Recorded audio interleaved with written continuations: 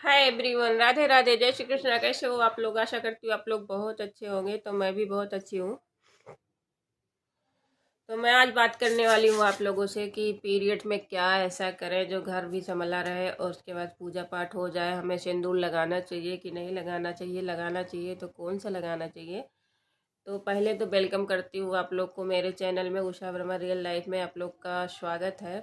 ये मेरा पुराने चैनल का नाम है, मतलब पुराना नहीं है, दो चैनल मैं साथ में चलाती हूँ। और ये वीडियो जो जाएगी उषा वर्मा भक्ति चैनल पे जाएगी, तो आप लोग प्लीज़ सपोर्ट करिएगा।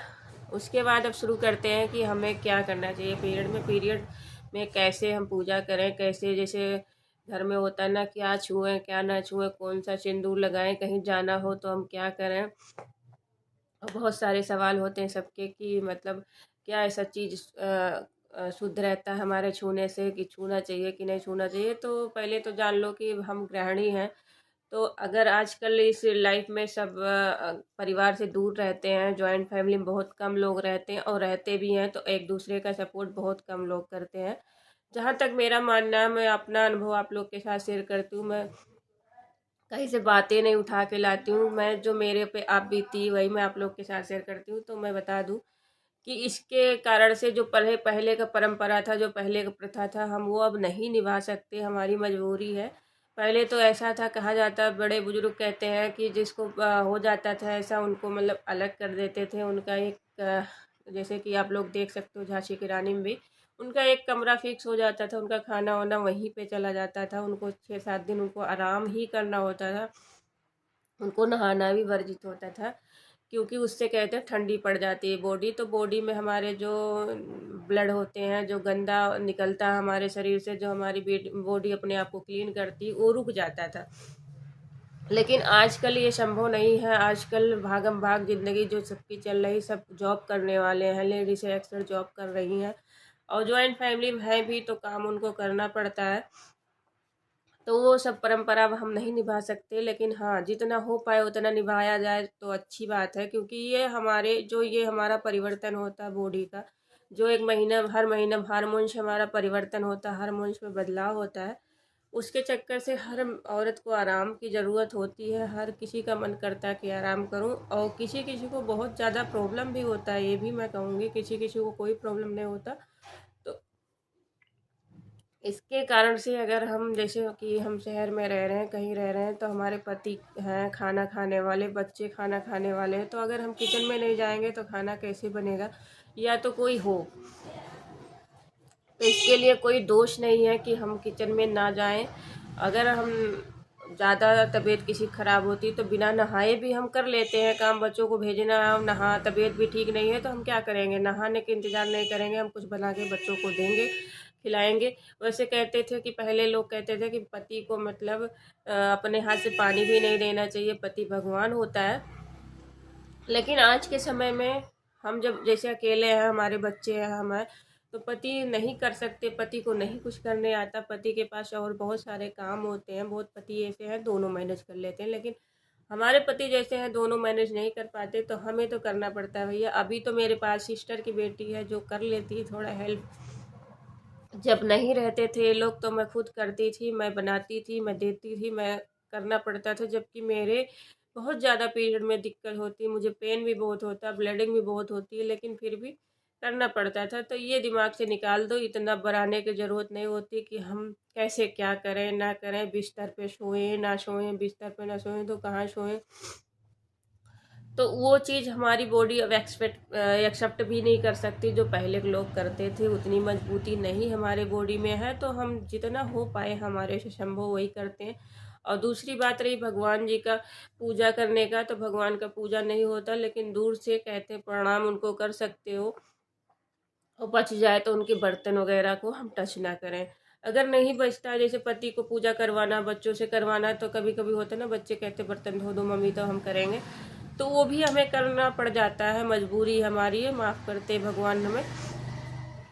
और तीसरी बात जो सब के दिमाग में चलता है कि क्या हम फ्रिज छू छू सकते हैं, क्या मैं पानी छू सकती हूँ? तो हाँ, कहते हैं जो पका हुआ चीज़ नहीं होता, जैसे आटा चावल दाल है और मतलब पानी है और कोई चीज़, उसमें अशुद्धि प्रवेश नहीं करती, वो शुद्ध ही रहता है, इसलिए उसको हमें छू सकते हैं, कोई ऐसी बात नहीं है। और रही बिस्तर की, तो बिस्तर देखो ठंडियों में बिस्तर है, गर्मियों में कभी भी हो, गर्मियों में मतलब चादर उधर हम तुरंत चेंज करके धो देते हैं, लेकिन सर्दियों में जैसे हम कंबल ओढ़ रहे हैं रजाई ओढ़ रहे हैं तो सारा तो हम नहीं धो सकते। तो कंबल रजाई जो होता है ना, कुछ ऐसे बिस्तर हमारे पास होते हैं, कुछ ऐसे कपड़े होते हैं जो हवा के स्पर्श से वो शुद्ध हो जाते हैं, हवा उनको स्पर्श करती है तो शुद्ध हो जाते हैं। तो उसको हमें माइंड में नहीं रखना कि हम कैसे शुद्ध हों, कैसे साफ करें। हाँ, चद्दर अगर चल सके तो अपने तरफ आप दूसरी डाल के बिछा सकते हो, नहीं तो उसको चेंज करके धो सकते हो। और अगर और आप बढ़ा सकते हो तो अपना एक चद्दर दूसरा डाल लो, नीचे से ऊपर से रजाई डाल के सो सकते हो। इतना तो आप कर सकते हो, लेकिन जिसके पास छोटे बच्चे हैं उनके लिए ये भी ज़रूरी नहीं है, ये भी नहीं वो कर सकते हैं। तो ये सब भगवान का दिया हुआ हमारे पास, इसलिए माइंड में हमें ये सब नहीं रखना चाहिए कि हमें क्या छूना, क्या करना, क्या नहीं करना। अगर कोई करने वाला है तब तो ठीक है, नहीं करने वाला तो सब कुछ हम कर सकते हैं। और बस चौथी बात मैंने बता दी। पांचवी बात ये है कि सिंदूर कैसे क्या करें। सिंदूर क्या हम सिंघोरे से सिंदूर लगा सकते हैं ऐसे पीरियड की स्थिति में? तो नहीं। मैं आप लोग को सजेशन दूंगी कि सिंदूर जो हमारे जिस सिंघोरा से हमारी शादी होती है, जो सिंघोरा हमारा मतलब पूजा पाठ में काम आता है, उससे हम सिंदूर नहीं करते हैं पीरियड में। हाँ, लिक्विड वाला सिंदूर जो आता है उसको हम लगा सकते हैं, क्योंकि वो हमारे सुहाग में वो मतलब मेन नहीं होता। इसको अब तो आर्टिफिशियल के नाम से जानते हैं, पहले ये नहीं होता था। तो लेडीज़ें क्या करती थी, तेल में सिंदूर को गीला करके उसके बाद लगाती थी, वो बहता नहीं था इसीलिए। अभी तो लिक्विड बन के आने लगा, तो इसका कहते हैं दोष नहीं होता, इसको मैं भी लगा लेती हूँ। हाँ, लेकिन एक बात और बता दूं आप लोग को कि 3 दिन के बाद ही सिंदूर और ये लिक्विड वाला भी सिंदूर 3 दिन के बाद ही यूज करना चाहिए। एक बार हम बाल को धो लें, अगर कहीं जाना है तो यही वाला सिंदूर हम यूज करके जाएंगे। और उसके बाद छठी बात आप लोग को बता दूं कि शुद्ध कब हम होते हैं, तो 5वें दिन हम अपने पति के लिए शुद्ध हो जाते हैं। अगर कोई घर में बनाने वाला खाना खिलाने वाला पति को, तो 5वें दिन से हम अपने पति लायक हो जाते हैं, पति को शुद्ध हो जाते, पति को पानी देने लायक, खाना देने लायक। और बाकी भगवान के लिए हम शुद्ध 7 दिन के बाद होते हैं, जो कि मैं करती हूँ। और मुझे जो पता है वो मैं आप लोग के साथ शेयर करती हूँ। तो 7 दिन के बाद ही पूजा पाठ हमें करनी चाहिए। हाँ, 5 दिन पे अपने पति के लिए, परिवार के लिए लेडीज़ें शुद्ध हो जाती हैं। भगवान का अगर पूजा करना है, भगवान के लिए कुछ करना है आपको, तो 7 दिन पे आप शुद्ध हो जाते हैं। और रही बात भोग कैसे लगवाएं, क्या करें, तो अगर छोटा बच्चा आपके घर में है, वो कर सकता है, तो उससे आप भोग लगवा सकते हैं। आप पानी रखवा दें भगवान जी के पास, फल रखवा दें। अगर नहीं, जैसे कि मैंने बताया, नहीं चलता तो आप अपने हाथ से धो सकते हैं, बर्तन धो के फिर दे दो बच्चों को दिया जलाने। क्योंकि हम सनातनी हैं, तो ऐसा नहीं है कि हमारे घर में दिया ही न जले उस दिन। तो आप लोग को जो मुझे जानकारी थी वो मैंने बताया। बहुत बहनों का, बहुत माताओं का, बहुत सिस्टर है हमारी, जो उनका सवाल ये रहता है कि हम क्या करें। मेरे मन में खुद रहता था, पहले मुझे जानकारी नहीं थी, लेकिन अब मुझे जब से मैं ज़्यादा इस चीज़ पे रिसर्च करने लगी, मैं अच्छी अच्छी बातें सुनने लगी, कहते हैं ना, कुछ वेद पुराण के बारे में मुझे जानकारी हुई, तब से मैं जानने लगी। नहीं, पहले मेरे भी दिमाग में चलता रहता था कि क्या करें, कैसे करें, क्या ना करें। तो जो मुझे आता था वो आप लोग के साथ शेयर किया मैंने। और ज़्यादा लंबी वीडियो कर देंगे तो आप लोग हो जाओगे बोर और परेशान।